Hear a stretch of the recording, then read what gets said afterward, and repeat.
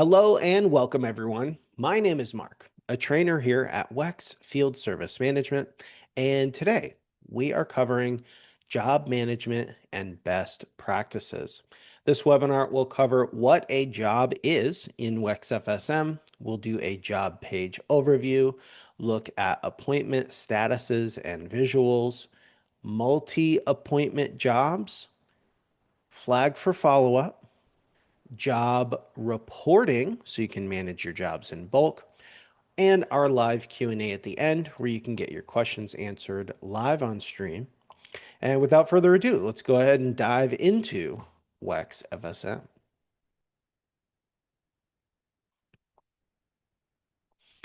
When you first log in, it will bring you to the schedule page.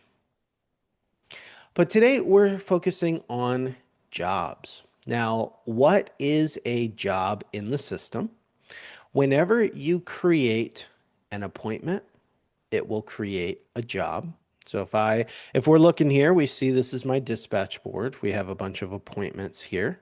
If I hover over an appointment, when I created this appointment, it created job 14934, and I named it service because this is a service call. So jobs are created when you create a appointment. You can also go to a customer page. So to get to a customer page, you just search for that customer. I searched Mary. Here's the customer I want, Mary Smith. Click on their name here. They do need to be in your system already to see them here. If you type and that customer is not in your system, you can just click add a new customer with the red plus button here, enter the information, and then click save. That will create a new customer, and then you can go to their customer page.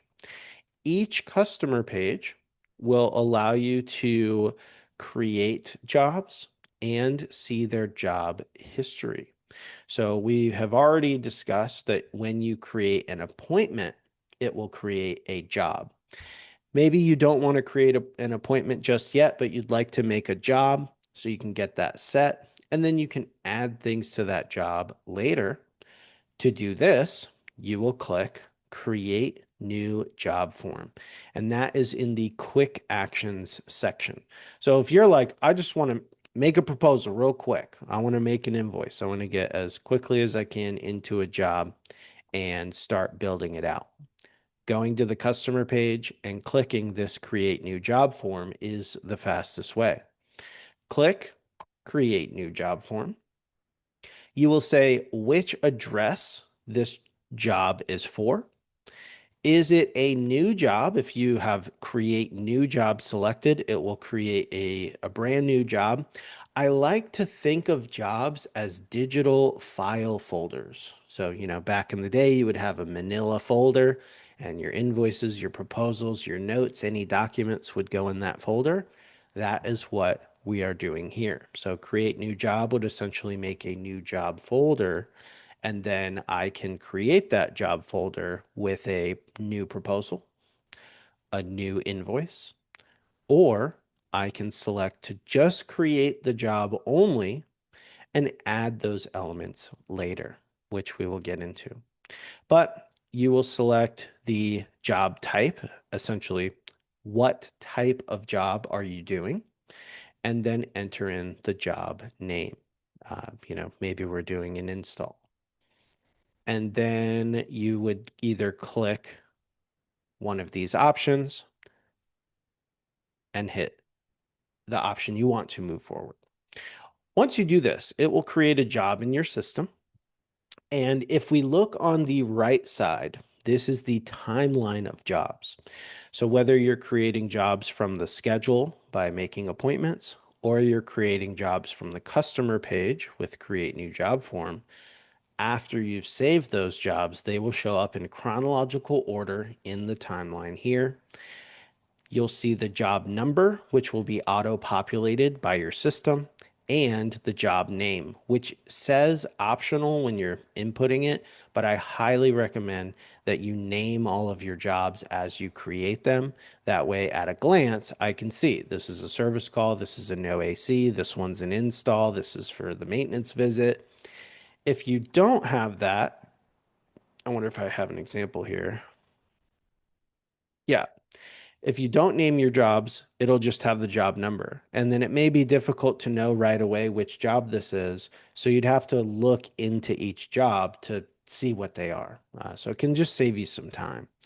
Now, if you want to look at what is inside of these job folders, you will click the red arrow in the bottom right of this gray rectangle, and that will show you everything that's inside of that job. So if we scroll up, and this is just for quick spot checking. If I click this, okay, so we did a maintenance plan, we have an invoice, and it is closed, and we have a payment. So I know that this job is done. I'll click this one. So we have an appointment, and that was for the 13th, and it says idle, so somebody missed this appointment. Oh, I missed the appointment. And so this is just a quick way for you to spot check your jobs, what is inside of each job, and you can even do a little investigating of what you see here. If you want to go into the job, you will click on the job number, and that will take you into that job, which has its own dedicated job summary page. Now, I already have a job that I am going to search, and that would be job 11918. You can search and filter for jobs from here. And this is what we're going to use as our example today. So I would click into that, and that brings us to the job details page. So just bringing it back to what we were saying earlier, if I create an appointment, it'll make a job. If I use the create new job form from the customer page, that will create a job. When you go into that job that was created, this is what you'll see. All job pages are set up the same, even though each job will be different. You have a good basic structure here, and we're just going to start at the top and work our way down of what each of these sections are. In the top left, you've got the job number and the job name. If you want to edit the job name, click on the little pencil icon here, and you can rename this to whatever you want. It shows you the customer. If this customer is a maintenance plan customer, like you've signed them up for a maintenance plan in your system and it's still active, not expired, you will see a star next to their name. If you hover over the star, it will actually tell you which maintenance plan they're on. You have your job tracker in the top right. It will tell you, all of my appointments are complete. My proposals have been signed or converted to invoice. My purchase orders have been fulfilled. My invoices have been paid. Payments have been made. The job summary section gives us a lot of information about this job. Job status is this an open job, a closed job, or an abandoned job? The job status, some of our reports will allow you to filter by job status. So if you abandon jobs throughout the year, maybe at the end of the year, you'll go into your reporting and look at all of your abandoned jobs and see if you want to rekindle any of those. Job type, this is great for reporting. And if you're new, your system will come with default job types, and maybe that is good for what you need. But maybe you have some very customized certain jobs that are not included in the default list. You can add and customize your own job types by going to Settings,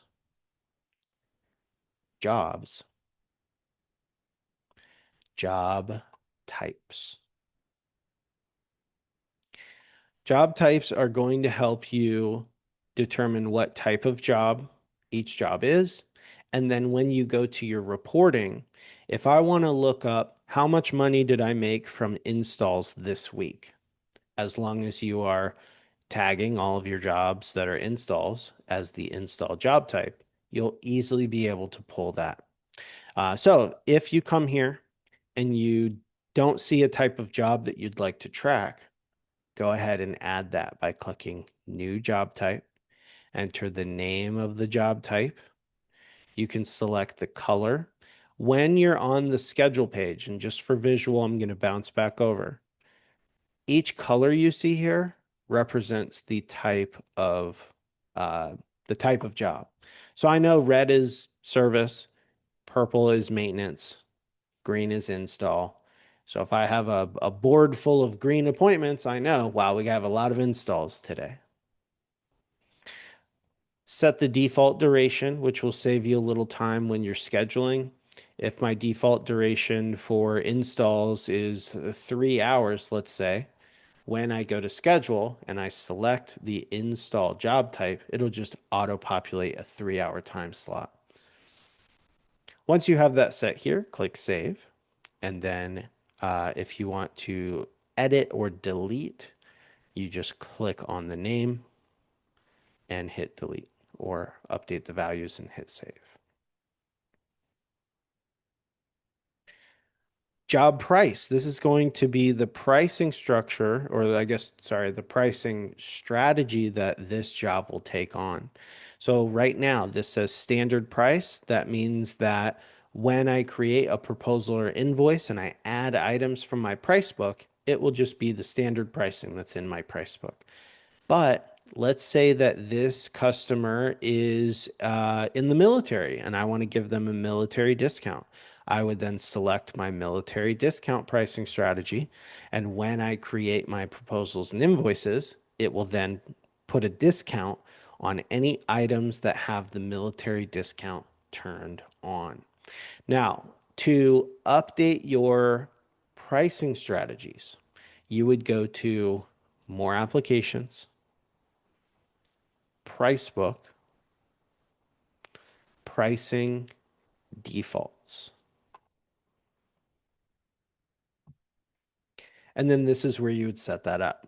You can click, you have 3 modifiers, and you can add discounts. So an example here, I created a friends and family discount for 15% off, military discount 20% off. But then you can also put increases. So I made after hours. Let's say there's some emergency on a Saturday and I go out, it's super late. I would create, the job and change the pricing strategy to after hours. After I get done doing the job and I need to charge the customer, I'll create a invoice and it will automatically take the after hours pricing because I had switched to that pricing strategy on the job. Next is these buttons down below. Calls and notes are going to be any notes that have been added from the office or from the mobile app. And this is just a nice history of notes for this customer and location. If you want to use checklists, you can just click New Checklist from here and select the checklist that you would like to use, and that will attach itself to the job. Now, you do need to set up your checklists first. So you would go to More Applications, Checklists. And just a pro tip here, just a best practice. Number one, create your checklist. Click New Checklist, enter the checklist name. You'll put in items and then save. But you can automatically add checklists by job type.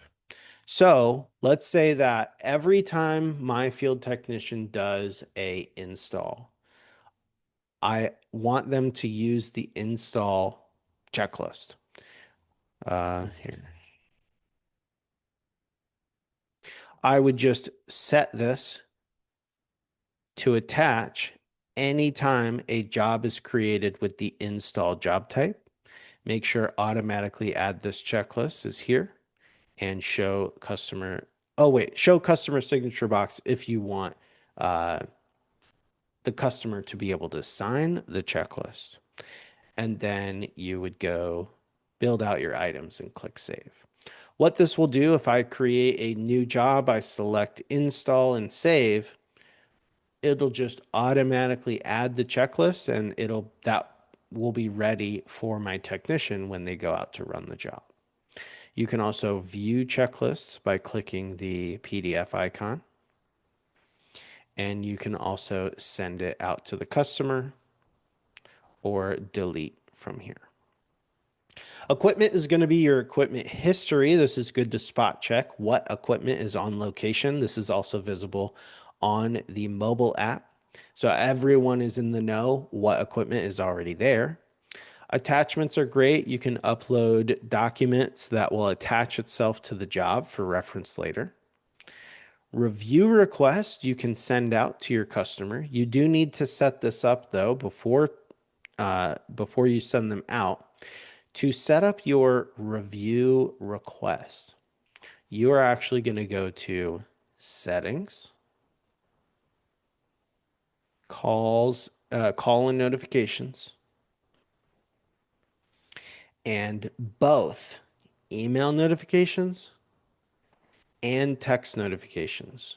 They're essentially the same thing, but this is it's just allows you to have different messaging for different sending platforms.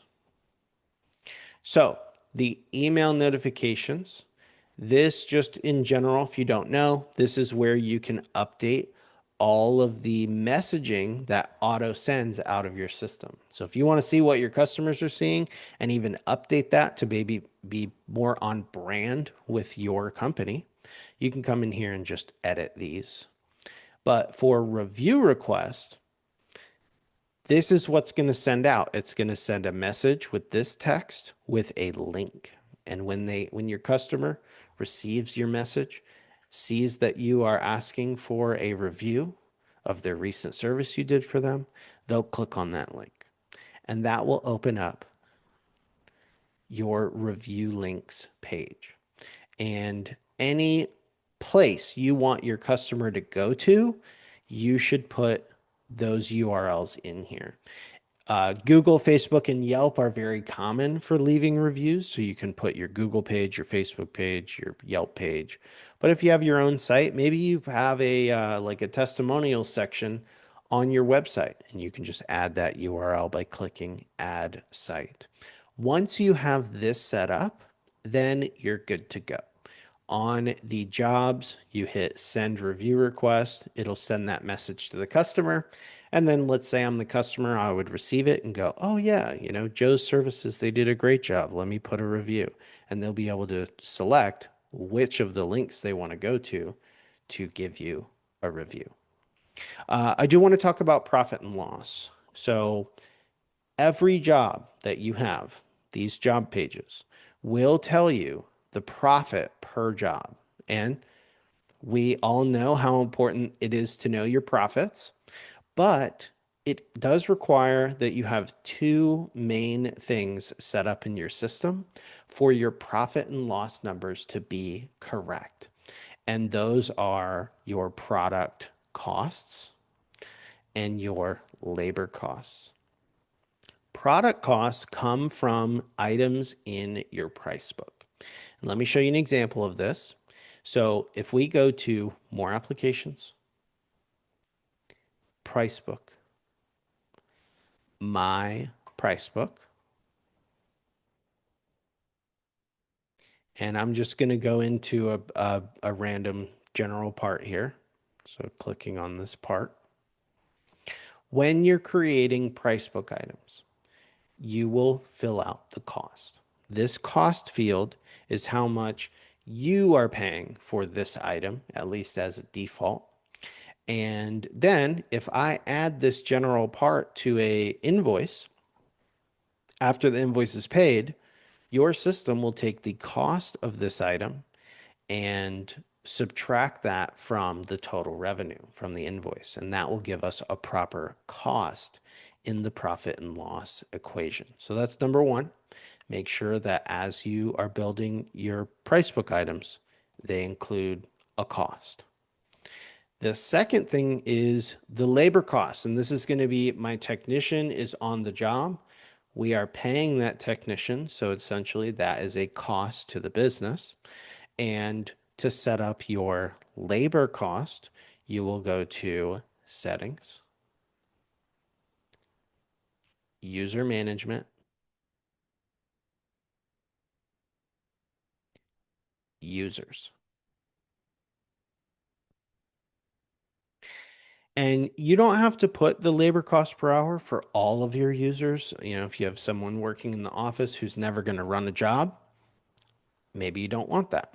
But anyone who's going to be clocking time on a job, like my field technician, Dustin Bailey here, you will want to add a labor cost per hour, and that is right here.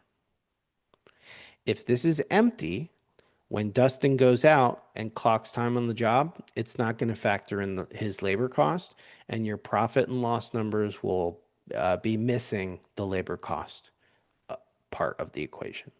So just think, how much does it cost me to send my technician out for 1 hour of work? Enter in that number here, and then scroll to the bottom and click Save. When you do this, when Dustin goes out, he clocks time. He's using the mobile app. He's clocking in, clocking out, marking the appointment as complete. That will track his time, and that will give us his labor costs for this job. Once you have the product cost and labor cost, create your invoice. Customer pays the invoice. Now we have all the pieces of the equation to give us a proper profit and loss. And we have profit and loss reporting that will allow you to see your profits, and those numbers are affected by this as well. So it's always good to have that foundation set up. Product cost in the price book, labor cost per user. All right. Opportunity. If you would like to track this job as an opportunity, you can. And really, this is meant for if you're doing like a big job, maybe you're bidding for a job that other companies are bidding for as well, and you want to track your close rate. Every proposal we send out, if we track that as an opportunity, that will be included in the close rate on the proposals report. If opportunity is off, this job will be excluded from the close rate equation. So maybe you want to have this off for your regular, like single family home residential jobs, your day-to-day grind, but then you are doing a really big project, or maybe you have a couple big projects running at the same time. You're going to create estimates for those jobs. You turn opportunity on, create a proposal. If that proposal is declined, this will say it is a lost job. If it is accepted, signed, you move forward with the job, convert to invoice, take payment, you officially won that job, made revenue from it. That will be counted towards a win. And then on the proposals report, it will show you your won jobs versus your lost jobs, giving you your close rate. If you never turn on opportunity, it will not consider jobs as an opportunity, and your close rate won't be correct. So the way to use that, if that's something you care about and you would like to track, opportunity on means this is something I want to consider in my close rate. Opportunity off, I do not want this to be included in my close rate. All right. Next, we have what's called a belled note, and this comes in really handy when you have information that needs to be known that is typically not changing. Gate codes, filter sizes. Uh, this one says Mary has two cats. If you need to go inside, don't let the cats out. If you've had that happen before, the customer freaks out that their pet is missing. So, this is pertinent information. And the way that the belled note works is actually set up from the customer page. So we're going to go back to Mary Smith. I can easily go to the customer page by clicking on their name. as a pro tip, this is seen all over WEX FSM. If you click on this link, it will refresh my current tab to the new page. But if you click the little arrow here, that will open it in a new tab. So not everyone uses that, but I do use it all the time. If I want to keep my place on the job page and go out to a new tab, just use that little arrow. And then from here, I lost my train of thought. We were, the notes. Sorry about that. So on the customer page, if I want to create a note, I would click leave a note about the customer. Click on that. If no address is selected, then you will see that note is just applied to the entire customer account. Um, if a if you select the location, it will just tie this note to that location. And if you click the bell, now this note will be pinned at the top of the customer's timeline. So you always see it when you go to their customer page. And anytime I create a appointment or create a job for this address, uh, that job will have that belled note at the top, which is easily seen in the office and from the field. We can see an example of that here. Here's the customer note. We see the bell. And when we go back to the job page, here's that note front and center. So just great reference for stuff that maybe is a little annoying to type every single time you do a job for them. All right, let me check my notes here. Just want to make sure we're doing good on time. Okay, yes, we're doing great. Next, let's talk about these sections here. So appointments and service requests, self-explanatory. Any appointments that you create, you'll be able to see. If I'm creating appointments from the schedule page, it creates the job and puts the appointments here. So I would see these appointments here, even though I created them from the schedule page.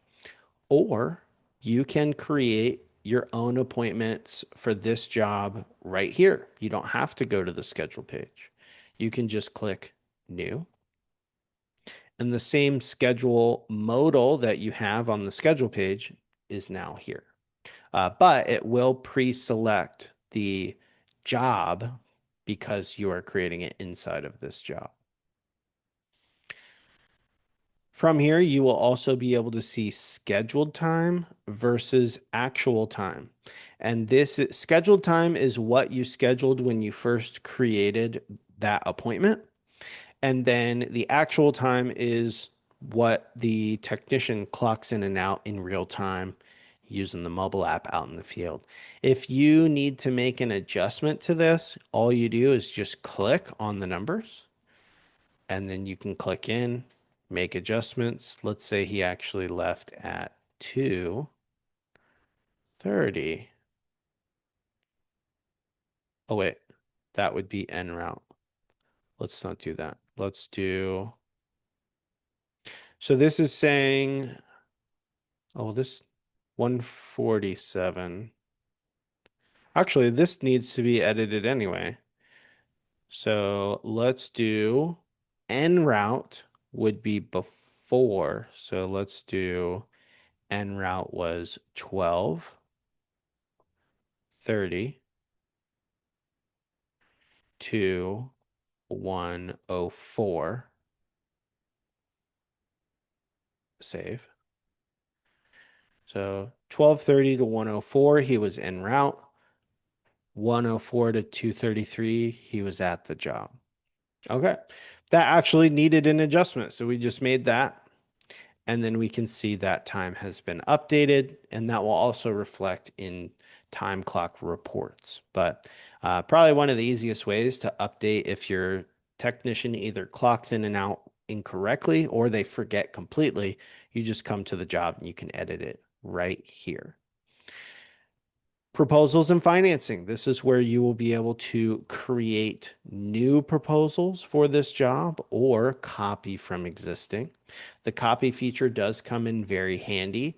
If you do the same job over and over again, I just did a no AC call yesterday for a customer. I'm doing the exact same one today for a new customer. I can click copy and then I guess for proposals, maybe this would be searching for an estimate, a larger job. Maybe I'm doing a furnace install. You would click on the job form you want to copy. It'll pull all information from that previous document and put it in a new document with the new customer. If you want to favorite a document, you simply click the heart icon. And then when we're searching, if you noticed, favorites are at the top here. That is a pro tip. If you know that you're building out a job form that you want to copy in the future, I would name it so you see the name and favorite it. And then that just makes it easy to copy over. All right, let's get out of that. And then we also have proposal comparisons. The way proposal comparisons work, if you haven't really played around with this feature, it is a very simple concept. First, create your individual proposals. Let's say that this was a new furnace install that I'm going to do for a customer. I would want to come in and build out my good option, my better option, and my best option as individual proposals. And I would get detailed on those proposals. Option one, here's the unit, here's how much it's going to cost, here's the labor, the warranty, everything. Do that for any offering you want to include in the comparison. That's step one. Always have the individual proposals first. Then the comparison tool becomes very easy. All you do is click New. You can select up to 9 proposals, and the work is already done because you've already created the proposals, the offerings. And all this is saying is which proposals do we want to pull together to compare? And we have a good, we have a better, we have a best, and click Create.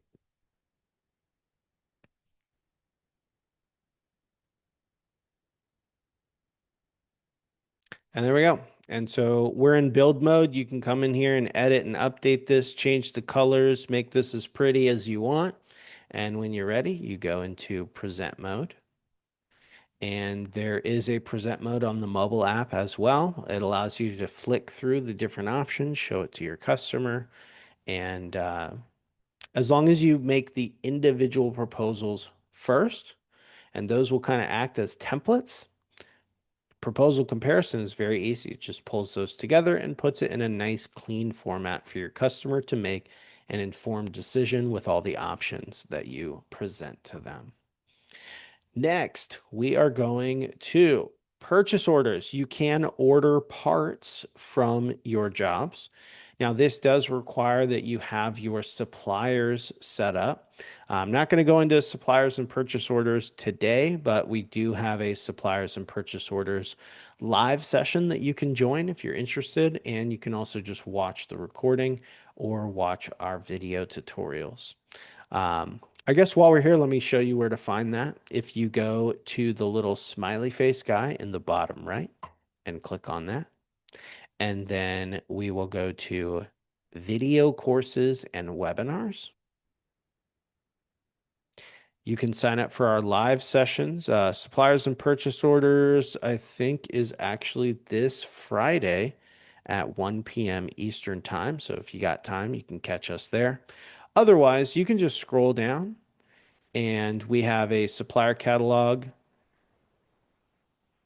video course or suppliers and purchase orders in our past webinars. These are the webinar recordings where will be able to watch back today's recording or look into suppliers and purchase orders or anything else you would be interested in here. Invoices and payments, exactly the same as proposals. You have the copy or new option. You can view, send, and see a timestamp of last sent. And that is your invoices. And if you take a payment, the history of payments will show here. So that is a in-depth overview of the job page and different options that you have here. Now let's jump to appointment status and visuals. So let's go back to the schedule page. If you're in the office and you'd like to know at a glance what's going on out in the field, that's very easy to see with these visual indicators. When an appointment is created, it takes on the color of the job form, as we can see here. But when my technician, let's say he's sitting in the truck, he's ready to go, he's going to hit on my way from the mobile app, and that will create a moving dotted line. So I know Dustin is on the way to this job. When they get there, they will hit that they're at the job doing the work, and that is a dotted outline. So I can tell Bruce here is at this job doing the work.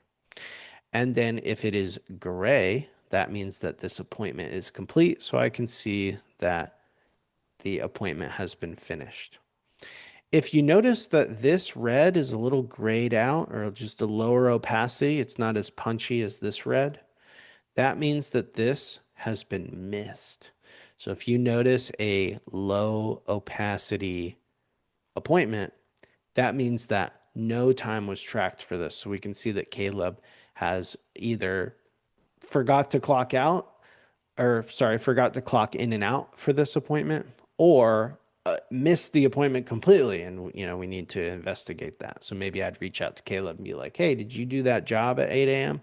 Yeah, I did. Okay, cool. Well, it looks like you forgot to clock in. So I'm just going to go in and update that for you. What time did you get there? And then you would just do what we did earlier by editing the actual time. Okay. We have let's say three more topics. We're going to look at multi-job appointments and using flag for follow-up, and then where you can track your flags from the job list, and finally end with the job summary report. So let's do that, and then we'll dive into our Q&A. So multi-appointment job. Here we go. This is pretty simple. Let's say you have a job where you need to go out to it multiple times, whether that's like on accident, like you didn't have the part you need to order a part, we're going to have to go back again. Or it's planned out. Like I know that this job is going to take a couple weeks and we're going to go out multiple times. Create as many appointments as you want, whether it's from the schedule page or right from here by clicking new under appointments and service requests. And then here's an example of this. We can see we went out on the 16th. Dustin went out on the 18th, and then I went out on the 23rd. We've got times.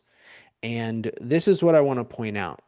Even though this is a install job, I want to know what the first visit was, or the second visit, or third visit, or maybe it's the, rough-in to inspection. Whatever it is for you, you can use tags to distinct what part of the process each appointment is doing. And so for here, I just tagged my first appointment with visit 1, and then I tagged appointment 2, visit 2, and then visit 3. When you are creating your appointments, and this can be done on the schedule page as well, it's called appointment tags. And this is just a best practice. If you want to do this type of thing, you can create your own tags and make them say whatever you want. And so in this case, I made visit 1, visit 2, visit 3 as tags, and then I tagged the appointments as such. So even though in my reporting, this will show up under installs, I can still see and get a gauge of what phase of the project it was by the tags. All right. If you have a follow-up that you want to track through through adding a flag, the flag for follow-up feature really helps make sure nothing slips between the cracks. Every single job you have, you can add a flag. You simply click flag for follow-up, add the follow-up type. Let's say we need to order a part. You can assign these. This comes in handy. I didn't realize this for actually quite a while. Uh, the assignee comes in handy because you can make any type of flag that you want. It could even just be a to-do list item and then assign it to a user. If I'm the one who does all part ordering for my company, I can go to the job list, click my name under assignee, and then see all flags that have been assigned to me. So I have a hit list for the day of what I need to do. So assignee, if you want delegation of flags, that comes in really handy. Write your note, you know, uh, part ordered will be here tomorrow, and click save. Now we've created the flag.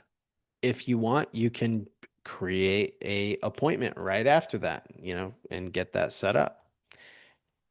Once your part comes in, your technician goes out, they complete the job. You or your technician from the mobile app can just come in here. Maybe you want to put a little cap off, part installed, job complete, mark the flag as complete, and hit save. Flags are just a great way to keep track of any of those follow-ups. And if you want to track your flags in bulk, you can either go to jobs, job list, or, and this is actually new, you can just click on flags right here. This little flags icon will tell you how many flags are in your system, and you just click. And now we are on the job list with show flagged jobs only pre-selected. And this will show you all your flags. You can see and manage them in bulk. You just click on the flag, update as needed. This will even show you who created it and when it was updated and who it was updated by. And then the final thing that we'll go over quick is we're going to go to reporting, job summary. The job summary report, and we're thinking job management best practices. This is a great place to see just the overall health of each job. You can tell what type of job it is, whether it's open, closed, or abandoned. Does it have any flags? Are there any checklists that have not been filled out yet? If an appointment was scheduled but was not completed and it was a week ago, what happened there? So you can investigate that.